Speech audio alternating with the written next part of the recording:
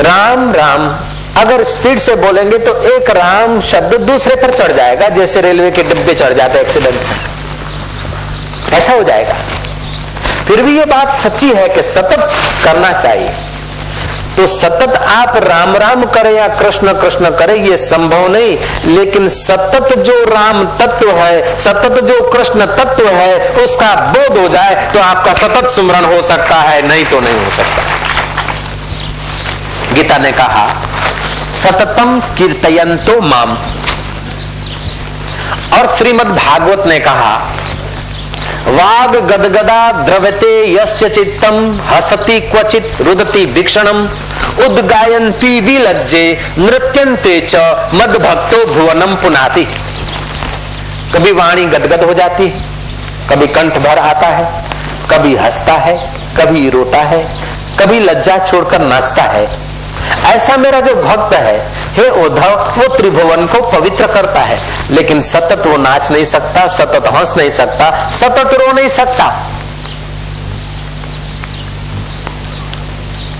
फिर भी वो त्रिभुवन को पवित्र करता है, क्योंकि उस सतत के रास्ते पर है। रोने के वक्त जो मौजूद था, हंसने के वक्त वो ही मौजूद है, नाचने के वक्त जो मौजूद था वो चुप बैठने के वक्त मौजूद है। आंसू बहाने के समय जो था और वो आंसू बहाना बंद होकर हंसने के समय भी वो है। इस बात का जिसको ज्ञान हो गया, वो जो कुछ करता है सतत उसका कीर्तन है, सतत उसका जप है, सतत उसका ज्ञान है, सतत उसका ध्यान है। मैंने देखा ट्यूबलाइट जल रही, मैंने देखा बल्ब जल रहा है, मैंने देखा पंखा घूम रहा है, मैंने देखा कि फ्रिज आइसक्रीम बना रही। अगर धूप लगती हो तो और जगह बैठ सकते हैं आप लोग, खोजी खोजी।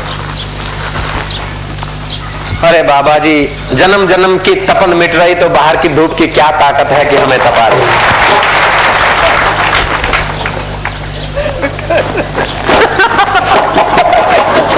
उबारो भूंगड़ा में हसो महाराज, तमे थोड़ू भूंगड़ा में हसो। जोर थी हसो। दे दे दे दे दे, दे।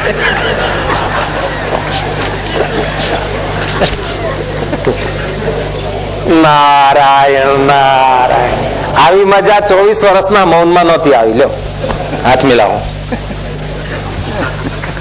सत्संग की बलिहारी है, इसीलिए तो घाट वाले बाबा के पास हम लोग जा रहे हैं सत्संग के लिए।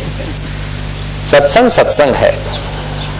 सत्संग की आधी घड़ी सुमरण वर्ष 50, 24 नहीं 50, 24 दू 48 થાય।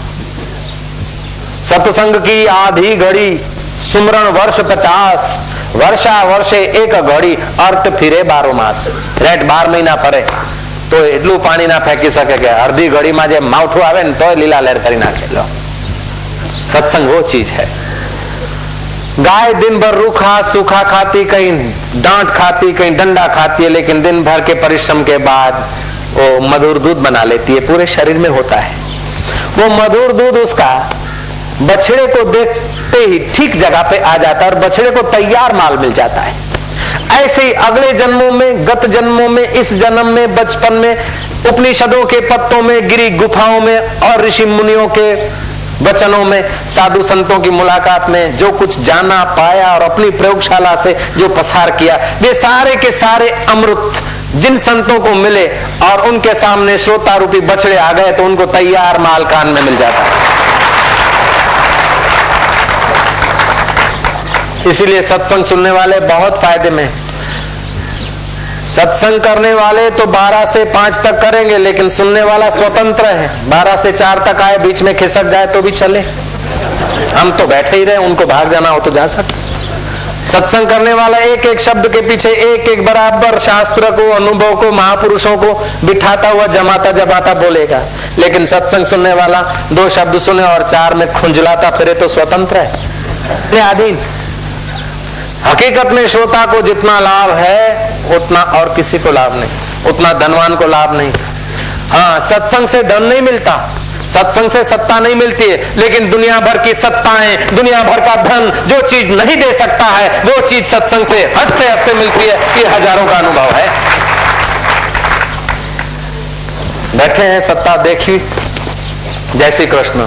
परदेश में हम गए, जिन खेडूतों के पास अपने प्लेन है, दवाई छाटने के लिए हवाई जहाज, हेलीकॉप्टर है, ऐसे लोगों से भी देखा, उन्होंने कहा कि Swami ji, we understand when we found of the faith and we can live happy, otherwise we are create too much burden, botheration and tension. अब हम समझ गए, अगर श्रद्धा है तो आदमी ठीक से जी सकता है। मैं क्या तुम ठीक नहीं समझे हो? अकेली श्रद्धा से काम नहीं चलता, श्रद्धा के साथ दो चीजें और भी चाहिए। गीता ने भी कहा, श्रद्धावान लभते ज्ञानम तत्पर संयते इंद्रिय। एक तत्परता होनी चाहिए, सत्य को जानने की जिज्ञासा होनी चाहिए, नहीं तो कृष्ण रगड़ के कंधा चले जाएंगे, ज्ञान नहीं होगा। राम जी आके खड़े हो जाएंगे तब भी ज्ञान नहीं होगा। ज्ञान के लिए तत्परता होनी चाहिए। एक श्रद्धा, दूसरी तत्परता, और तीसरी इंद्रिय संयम। इंद्रिय संयम है, श्रद्धा है, लेकिन ज्ञान के लिए तत्परता नहीं है। मंजीरा टूट जाएंगे लेकिन अविद्या की ग्रंथि नहीं टूटेगी। जयराम जी की बोल